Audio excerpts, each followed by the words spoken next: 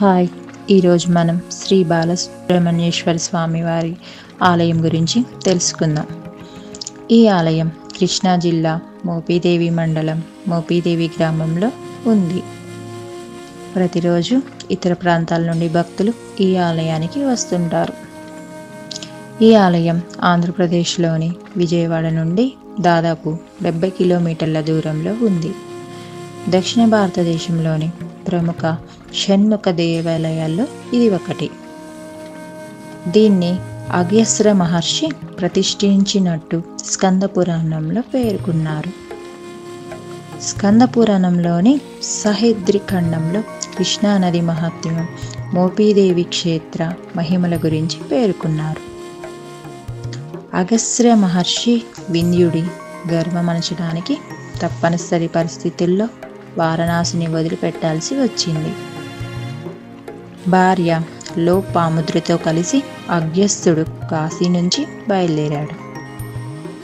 దారిలోని ఉన్న విద్యాపర్వతం మహర్షి రాకను గమనించి సాష్టాంగ నమస్కారం చేసింది.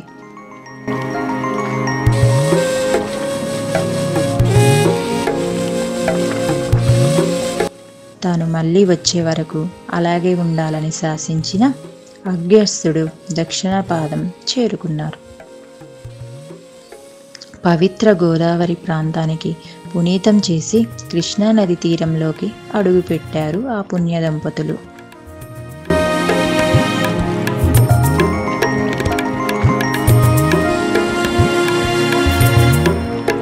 దిగ్భగే కుమార క్షేత్ర ముత్తిమం సుబ్రహ్మణ్యేన సత్యత్ర భుక్తి ముక్తి ఫలప్రదాయ అనే మాట అప్రయత్నంగా మహర్షి గలం నుంచి వెలువడింది.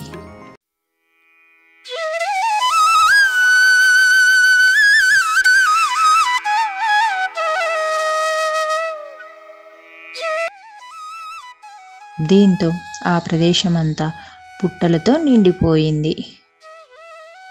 మహర్షి వాటిని చూసి ముందుకు వెళ్తుండగా లోపాముద్రీదేవి శిష్యగణం ఆయనను అనుసరించారు. ఒక పుట్ట నుంచి వస్తున్న దివ్య తేజస్సును గమనించిన మహర్షి ఇదే సుబ్రహ్మణ్య క్షేత్రమని, భుక్తి ముక్తి ఫలప్రదమని శిష్యులకు వివరించారు. కుమారస్వామినే సుబ్రహ్మణ్యుని పేరుతో పిలుస్తారని మాన్యవుడ్యనే శిష్యుడు సందేహాన్ని నివృత్తి చేశాడు. పాము రూపంలో తపస్సు చేయడానికి కారణాన్ని వివరించాడు. అగస్త్య సనుత్కుమార సనుత్స్ దేవర్షులు ఎప్పుడో 5 ఏళ్ల ప్రాయం వారిగానే దిగంబరులై భాగవతారాధనలో ఉంటారు. ఒకసారి పరమేశ్వరి దర్శనం కోసం కైలాసానికి చేరుకున్నారు. ఆ సమయంలో శివుడు లేకపోగా పార్వతి కుమారస్వామి మాత్రమే ఉన్నారు. అదే సమయంలో లక్ష్మి, సరస్వతి, సాచి, స్వాహాదేవితో పాటు ఇతర దేవతా స్త్రీలు అమ్మవారి దర్శనానికి వీచేశారు. ఇటు జడాదారులు, అటు అందమైన సుందరీమణులను చూసిన కుమారస్వామికి నవ్వు ఆగలేదు. దీన్ని గమనించిన పార్వతి, కుమార, ఎందుకిలా నవ్వుతున్నావు? వారు నాలా కనిపించడం లేదా? ఆ తపస్సులు నీ తండ్రిలా లేరా? ఏమైనా భేదం ఉందా అంటూ ప్రశ్నించింది.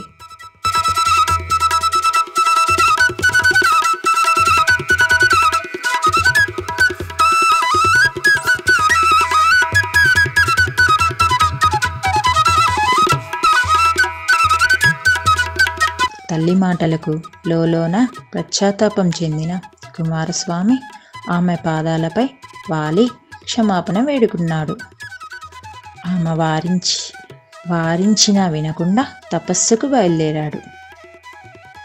ఈ ప్రాంతానికి చేరుకొని ఊరగ రూపంతో పుట్టలో తపస్సు ప్రారంభించాడు. ఆ ప్రాంతమే ఇది అని అగస్త్యుడు శిష్యులకు చెప్పి దివ్య తేజస్సు వెలువడే పుట్టపై శివలింగాన్ని ప్రతిష్ఠించాడు. తర్వాత కాలంలో ఆ ప్రదేశానికి సమీపంలో వీరరాపు పర్వతాలు అనే కుమ్మరి ఉండేవాడు. అతడు గొప్ప శివభక్తుడు. స్వామి అతడికి కలలో కనిపించి తాను ఉన్న ప్రదేశం గురించి తెలిపి ఆలయానికి నిర్మించి అందులో ప్రతిష్ఠించమని కోరాడు. అలా ఆయన దేవాలయాన్ని నిర్మించాడు. మట్టితో శివుడికి ఇష్టమైన వాటిని తయారు చేసి ఆలయంలో భద్రపరిచేవాడు.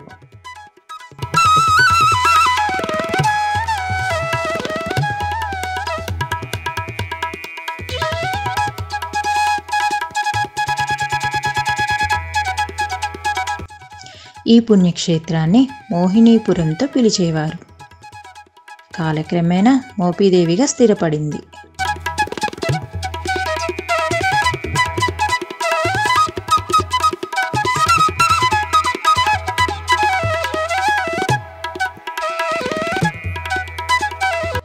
గర్భగుడిలో పాము, చుట్టలే, పానవట్టం, దీనిపైన శివలింగం ఉంటుంది.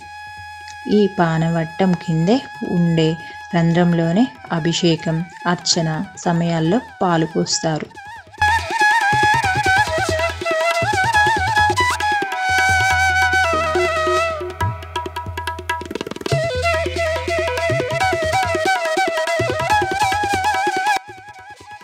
సంతానం లేని వారి దృష్టి, శ్రవణ దోషాలు, శారీరక దౌర్బల్యం, చర్మ సంబంధిత వ్యాధులతో బాధపడేవారు ఇక్కడ పాలు పోస్తే విముక్తి లభిస్తుంది.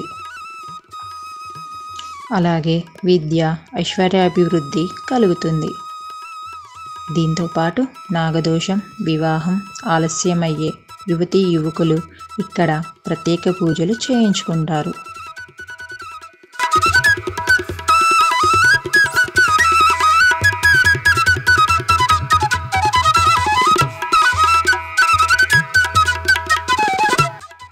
మోపీదేవి శ్రీ సుబ్రహ్మణ్యేశ్వర స్వామి ఆలయంలో పండుగలు సుబ్రహ్మణ్య షష్ఠి మరియు రథోత్సవం మరియు ఉత్సవాలు ఆలయంలో ఘనంగా జరుగుతాయి.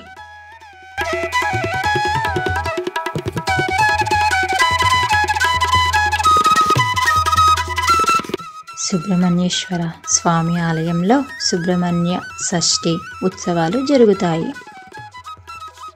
సాయంకాలాన గుడి చుట్టూ రథోత్సవం జరుగుతుంది. భక్తులు వందల సంఖ్యలో ఈ పూజా కార్యక్రమంలో దేవాలయం నందు ఉంటారు.